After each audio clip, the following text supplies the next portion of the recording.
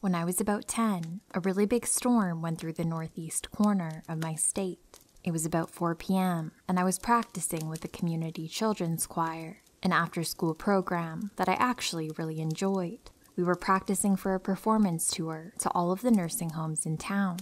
I sang on the soprano section, and we were receiving some criticism from our director when someone's mom showed up 30 minutes early to pick them up. Then, another mom showed up, then someone's grandpa, and another kid's dad. One by one, everyone left early, and then my mom showed up. She seemed really worried and told me to hurry up and get in the car, so I grabbed my backpack and went out the door.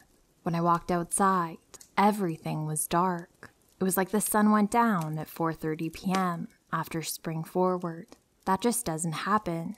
Apparently, it stormed so badly in the hour I was at choir practice that parts of our town had flooded.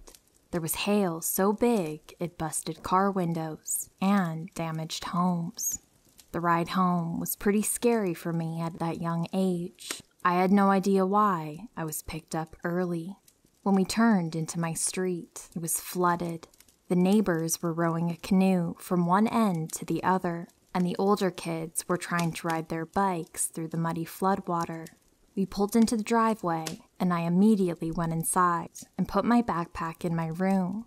My dad was in my room, cleaning up glass off of the floor and my bed.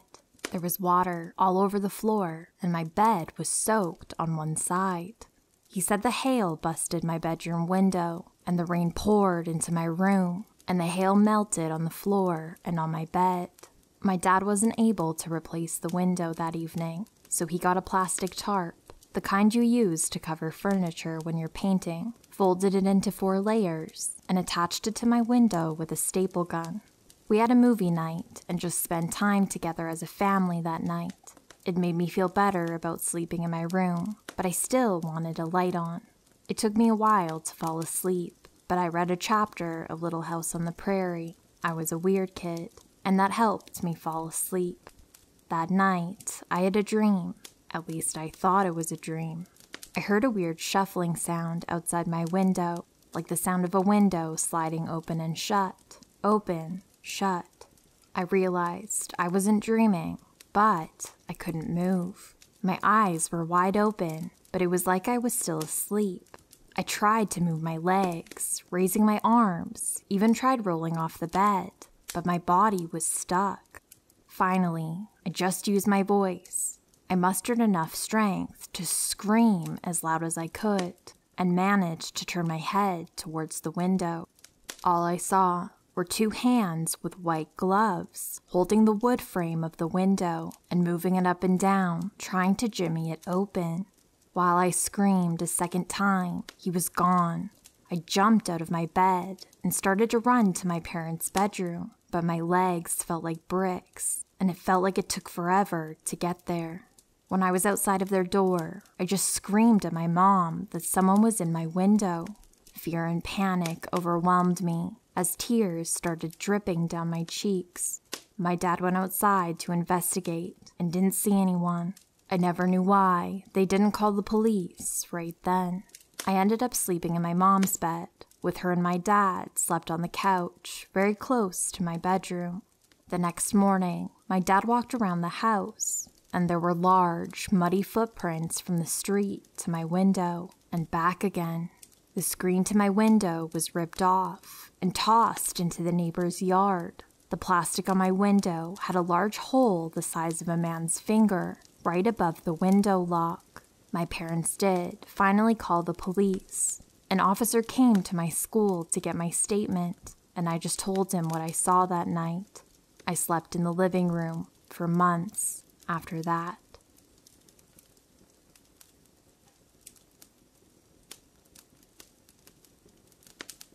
So, this happened a while back. I was probably around 10 or 11 years old, meaning my brother, Alex, was around 8 to 9 years old. We were walking home from the bus, which takes about 7 minutes to do, when I noticed something was off. I didn't see anything at first, but I just knew that something was wrong. So my brother and I start walking home, as the only 2 who got off at our stop were him and I. This blue and silver beat-up truck drives past us, and I think nothing of it. It never slowed down or stopped. It just kept going. Alex and I were holding hands, as my grandmother always told me to do with him, as he's my baby brother, and I want nothing to happen to him. Nothing happens at first, but then the same truck drives around again, driving our way this time. There was a cul-de-sac at the end of our road. It was driving slower this time, and went up the road and turned, out of sight. Now Alex and I were nearing the three-way intersection that connected the cul-de-sac road to the other side road, right off the main road the man just drove down. I happened to look down the street and see the truck driving really slow down the street towards us again. I knew we had to run. I knew there was no other option. I knew that if we didn't, my brother and I would not be safe. I don't know how I knew, but I did. As soon as we passed a house that blocked us from view, I turned towards Alex and spoke to him exactly 4 words. No questions. Just run. And we did. In our driveway, which is about 100 feet long, by the way, there is a row of bushes and pine trees that divide our home from the next-door neighbor. I dragged him in there, and I told him to be quiet, and I'd explain later. I watched as the same truck drove down and around the cul-de-sac again before coming to a stop right in front of our house. I had to hold my brother's mouth shut because he was crying, and I was scared that whoever was following us would hear him and hurt us. I was more worried for him than for myself at this point. I was the big sister. I had to protect him. I looked at him, and I said that the truck was following us, and I told him not to be scared. I said I wouldn't let anyone hurt him, and it seemed to calm him down a little. After what felt like hours, but was probably only minutes, the door to the truck opened, and out came a man. He was tall, skinny, and messy. Short hair covered by a torn baseball cap, ripped jean shorts, and a puke green tank top. He entered our yard and looked around a bit. Alex and I were still in the bushes, and I was trying to find a way to get to our house safely without getting this dude's attention. The guy left after what felt like forever and entered his car. He started it and drove away slowly. I waited a few minutes to make sure he was gone before turning to my brother and saying, "We need to run. When I count to 3, we're going to run behind the house to the back door, okay?" He agreed, and we waited a few more seconds before I started counting. I still didn't have a good feeling about this, but I knew we had to move. I started counting. As soon as I hit 3, we booked it across our driveway and into our front yard to go around the house. As soon as we left our spot, I heard it. The sound of accelerating. He saw us. He was waiting for us to leave. He chased us up our driveway as we ran around the side. I grabbed Alex's hand and practically dragged him around the house and made him run ahead to the garage door to see if it was locked while I searched for my house key.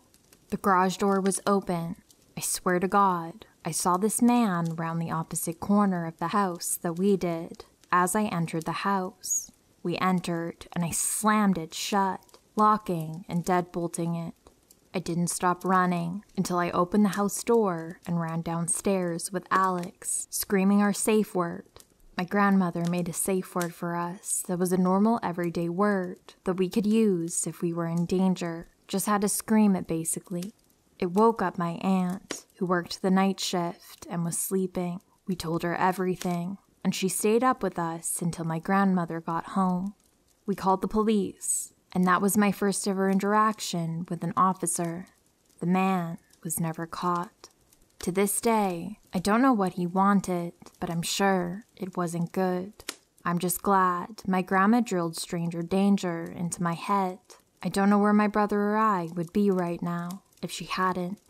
So, to the messy man in the blue and silver truck, let's not meet again.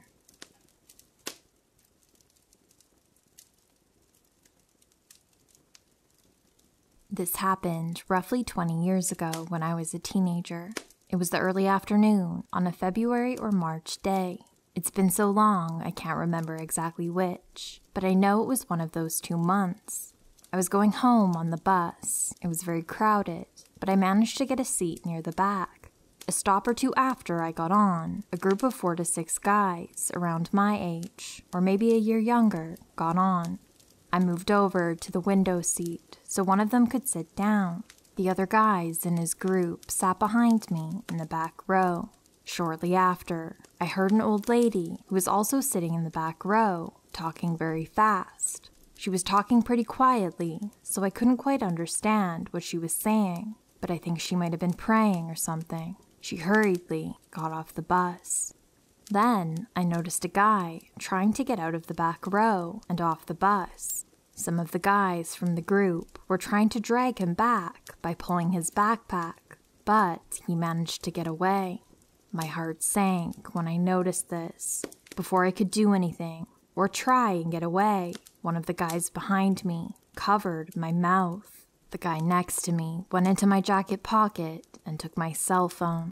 Then they all started to get up, and it looked like they were going to leave the bus. However, they didn't. The guy behind me covered my mouth again, and the one next to me went into my other jacket pocket, and they took my wallet and money as well. Then they finally left the bus.